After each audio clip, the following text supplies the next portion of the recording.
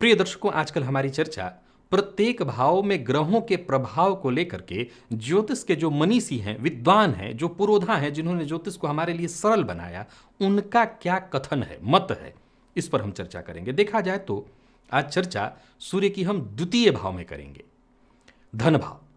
प्रिय दर्शकों, कालपुरुष की कुंडली में द्वितीय भाव में शुक्र की राशि होती है।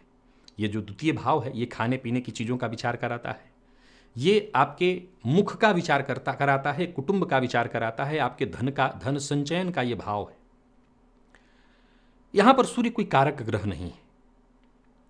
कालपुरुष की कुंडली के हिसाब से देखें तो इसे आंखों का भी भाव कहते हैं। दाहिने पुरुष की कुंडली है तो दाहिना आंख, स्त्री की कुंडली है तो बाईं आंख का विचार यहां से होता है।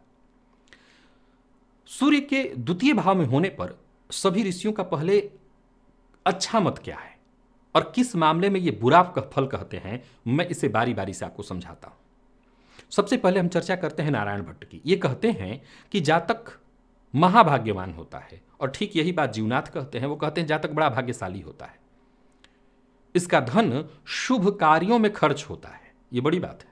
आपके धन का अगर सही कार्यों में वो व्यय हो तो इससे बड़ा भाग्य कुछ हो ही नहीं सकता। कल्याण वर्मा कहते हैं इसका धन राजदंड में बर्बाद हो जाता है। यानी धनवान होने की बात को वो भी स्वीकार करते हैं। चूंकि धनभाव की चर्चा चली तो धनवान होने की ही बात होगी, तो ये भी कहते हैं धनवान तो होगा लेकिन राजदंड में। अब आज के समय में राजदंड का अर्थ क्या हुआ? कोई आपके ऊपर इनकम टैक्स का छापा हो या किसी और तरीके से आपको कानूनी दायरे में लाया जाए और आपका पैसा छीना जाए, बर्बाद हो, तो राजदंड का ये शिकार होता है।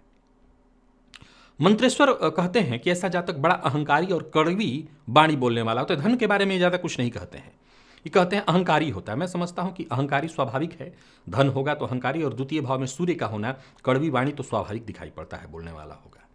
वैद्यनाथ क्या कहते हैं? वो कहते हैं त्यागी होगा। वो ये थोड़ा अलग कहते हैं। अहंकारी शब्द मंत्रेश्वर ने कहा, वैद्यनाथ ने कहा त्यागी होगा। मूल्यवान धातुओं का स्वामी होगा। मूल्यवान धातु अर्थात सोना इत्यादि। शत्रुओं को भी अपने अनुकूल करने वाला होगा। अब तर्क कहिए या कुतर्क कहिए, दोनों ही तरह से। जयदेव भी यही बात कहते हैं बड़ा धनाढ्य होगा, परंतु राजा इसका धन ले लेगा। राजा धन, आज के समय में राजा इन सरकार।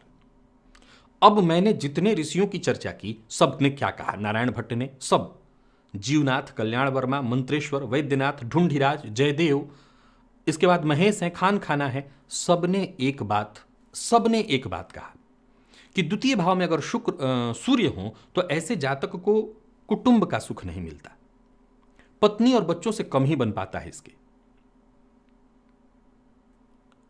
इस पर विचार करने में मुझे ऐसा नहीं लगता कि बहुत ज्यादा कोई विचारणीय तथ्य है। द्वितीय भाव के सूर्य में यह संभावना होगी क्योंकि सूर्य जहां बैठते हैं उस भाव को जलाएंगे।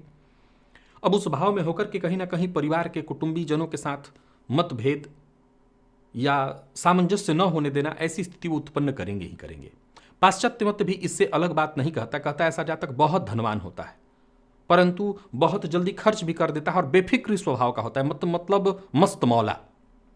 एक कमाल की बात बता दूं कि अगर वकील हैं आप, डॉक्टर हैं आप, और आपकी जन्म कुंडली के द्वितीय भाव में सूर्य बैठे हैं तो बड़ा शुभ है आपके लिए। लेकिन अगर आप ज्योतिषी हैं तो आपके जन्म कुंडली के द्वितीय भाव में सूर्य का होना ठीक नहीं है। तीनों की जरा स्थिति को देखिए। तीनों के तीनों देखा जाए तो वकील और डॉक्टर कहीं ना कहीं वाणी का प्रयोग करते हैं और ज्योतिषी भी वाणी का प्रयोग करता है, लेकिन सूर्य ज्योतिषी की कुंडली में हो तो यह उसके लिए अच्छा नहीं है। प्रिय दर्शकों, जन्म कुंडली के द्वितीय भाव में सूर्य का होना, मैं समझता हूं धन के मामले में कोई विशेष परेशानी नहीं होनी चाहिए। अब सूर्य नीच राशि में हो तो बात अलग है, यानी तुला राशि में, क्योंकि उस अवस्था में सूर्य व्ययपति बनकर के जाकर के धन भाव में आ जाएंगे। अन्यथा बाकी स्थितियों में देखा जाए तो चाहे वो मेष राशि में हो, वृषभ में ही हो, तो धन को लेकर के मुझे नहीं लगता है कि जातक के जीवन काल में कोई विशेष परेशानी आनी चाहिए। हाँ, इसमें कहीं कोई दो मत नहीं कि संभवतः संभावना है कि ऐसा जातक नेत्र रोगी हो, ऐसा जातक कड़वी वाणी बोलने वाला हो, ऐसे जातक की वाणी के कारण उसके शत्रु बन जाएं, ऐसे जातक के जीवन काल में वाणी के कारण ही उसका यश, मान, सम्मान कई बार खतरे में पड़ जाए। इसमें कहीं कोई संशय दो मत नहीं, क्योंकि सूर्य में अहंकार तो है, सूर्य में तेज है, और आज के इस परिवेश में तेज को अहंकार के रूप में ही देखा जाएगा।